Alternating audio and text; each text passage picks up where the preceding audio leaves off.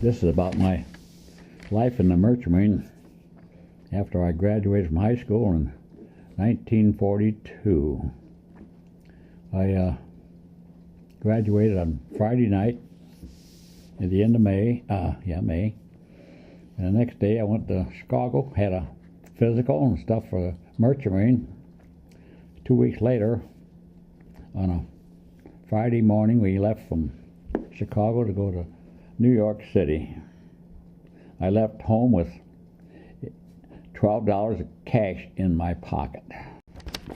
On the train to New York, we were on a coach all day to Buffalo, New York, and we switched trains in Buffalo, and we got on a Pullman, a sleeper. I never had that kind of luxury in my whole life. And the only guy that missed the train at Buffalo was the guy with the tickets. Ooh. And we had to wait in Hoboken until that train showed up so he could give the conductor the ticket so we could be let go. We went across the river to Seamen's Church Institute in New York City. We stayed there Saturday night, Sunday night, and we had to be there 8 o'clock in the morning to go to the island. On that weekend in New York City with my $12, I did a little sightseeing in New York City. On Sunday morning I got up and I walked down Broadway all the way to Times Square, a distance of about 4 or 5 miles, just to have a look at things. And when we got to the island, I still had $7 of my money left. One of the guys needed money for cigarettes. He borrowed $5 off of me. So I had $2, but in those days I had no bad habits. And after a month, we got our monthly salary, which was $21 for the month.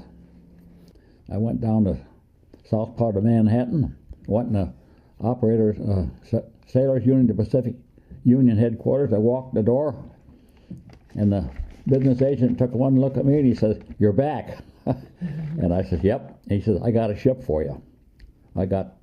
He sent me to Brooklyn to the SS Hawaiian, a Matson Line freighter, and I sailed 2 trips on that ship.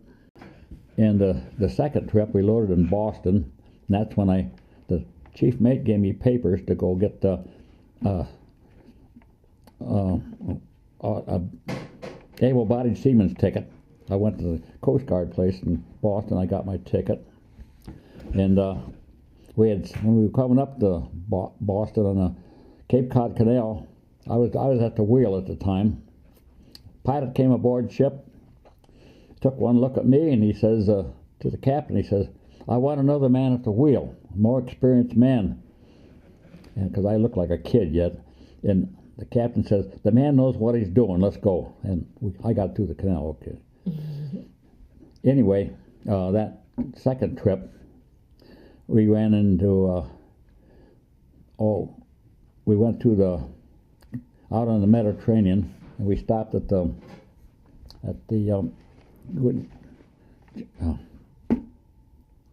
Gibraltar, and we stayed there for a while, and then we moved to Oran, and then we moved on down to a small port called Mastagata in North Africa where we unloaded.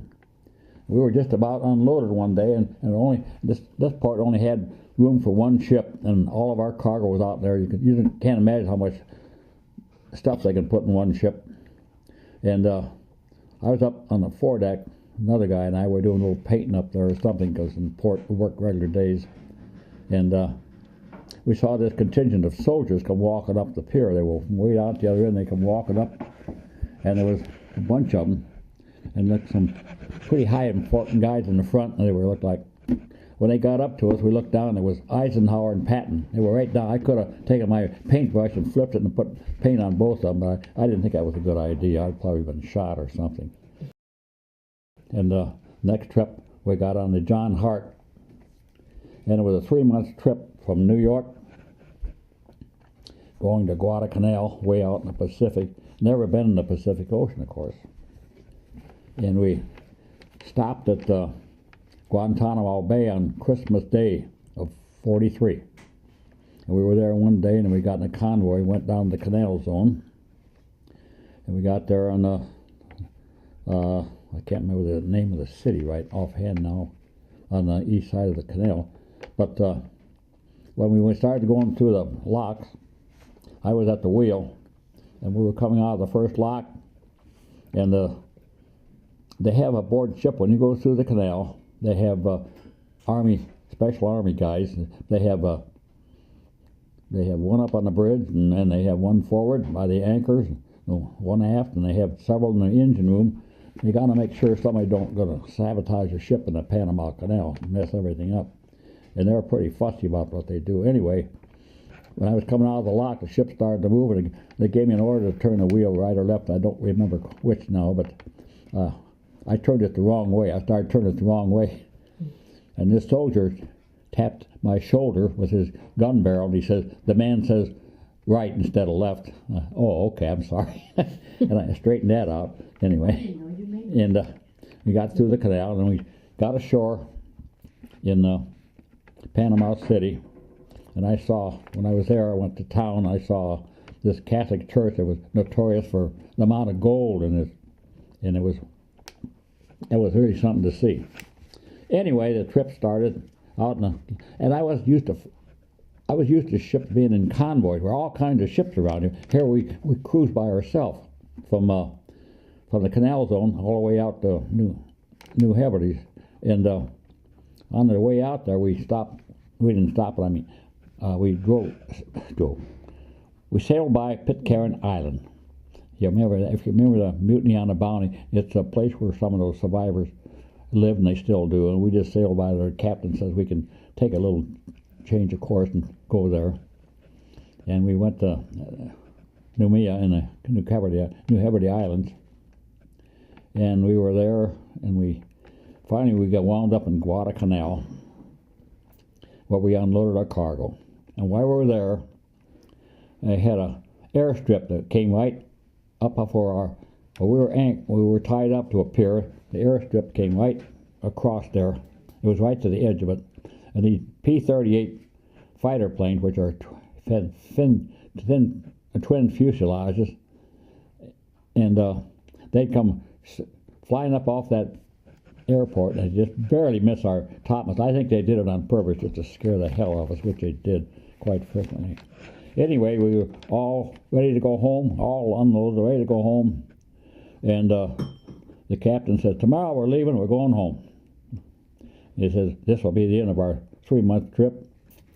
And the next morning, the captain said, rules are changed. He says, the Army took over our ship, and we're not going home for a while. And we stayed another 6 months. It was, instead of a 3-month trip, we wound up with a 9-month trip. A few days later, we took off for the Philippines in a convoy. It was maybe a 3-day run up from where we were at in New Guinea to the Philippines. On the third day, we're steaming a direction of due west, about 180 degrees. And all of a sudden, the convoy turned around. I mean, did a 180-degree turn, went in the opposite direction. We couldn't figure it out. We didn't know what was going on, but we found out later, we almost wound up in the middle of the Second Battle of the Philippine Sea. It was quite a disaster for a lot of ships, and we lucked out. We got out of the thing because we went in the opposite direction. Then we steamed a while back that way, and then they turned us around again. We went into Lady Gulf and town there near Logan. We got there that morning. They invaded it. That's when Eisenhower walked ashore, and he says, I have returned, and so on and so forth. And we came in that late that evening and anchored offshore of Lady Island. And the next morning, out on deck, and we saw a plane come flying over, went over our ship, and went over to hit a Liberty ship, hit the Liberty ship about midship someplace. It was kind of the start of the suicide planes. And luckily we got in on it to begin with. And nothing happened until I think the next morning it was. The general alarm went off on the ship to bring all the gunners and everything to their stations. And I got out of bed, and I remember exactly what I was doing. I got out, jumped out of bed, and I was putting on my pants and my shoes, and I don't even think I got a shirt on. And I heard bells ringing and all kind of stuff, and I took off. Fire alarm. The fire alarm went off, and I knew I had to go to my fire station, which was up on the port side on the flying bridge. And aboard a merchant ship, they have about 12 or 15 fire hydrants. They're all over the ship. And all the seamen the deck seamen mostly, have stations. You got to go to that certain station. There's usually two men, one to grab the hose and the other guy to work the hydrant, turn the pressure on. I got up there, and that's where the plane had hit, right where my fire station was. And there was some fire. Wasn't a lot, but there was some. It had to be put out. And it'd blown a big hole in the smokestack and killed a bunch of men. And I got the hose out, and I started walking up by the fire.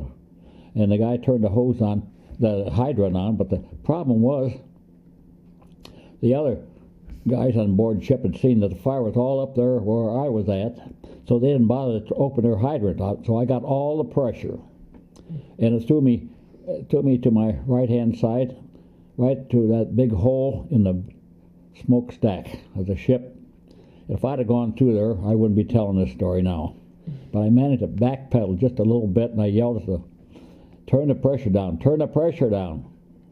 And he, smart enough, he turned it down quick, and what little fire there was, I put out, And afterwards, we helped the deck crew. They got busy and helped up. There were about 6 guys killed. Mostly they were all in the Navy gun crew. And our chief officer on the ship, he got his leg blown off, so he had a place to sleep up there, I guess. And that really got him. But the captain got knocked out. He was on the bridge. He got knocked unconscious. And then paper later, when he got to Frisco, they told about how the captain got up and he directed the firefighting. Well, he was unconscious through the whole thing.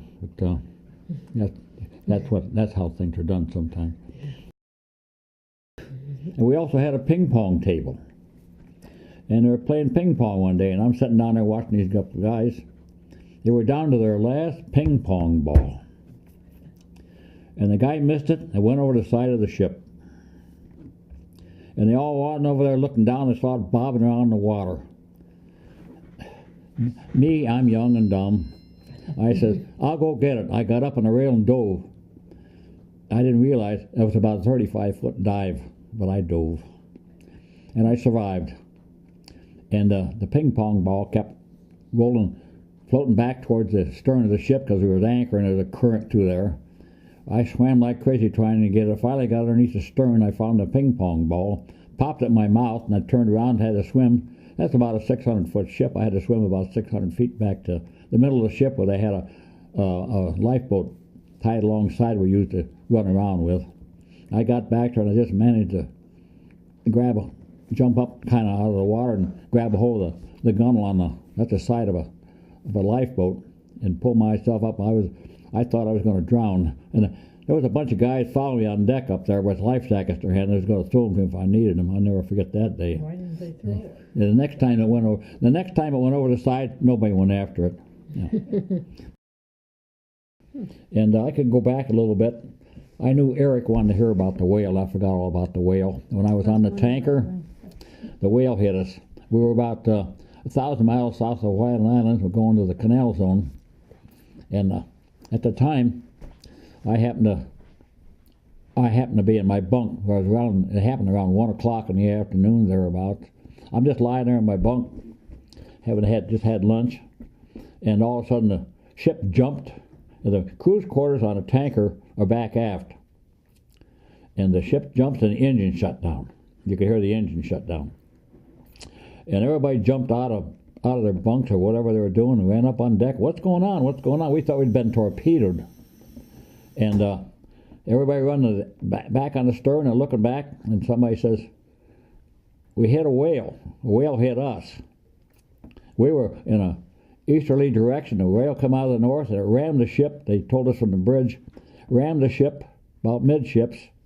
It must have been sick, and it drifted down alongside the vessel, got underneath the stern, the propeller hit it. That ship had a 23-foot propeller on it. It had a big propeller on the thing, and it broke the whale in half. And we could see the whale back there, and it was broken in half, and the blood squirting out of it. So it had to be a big animal.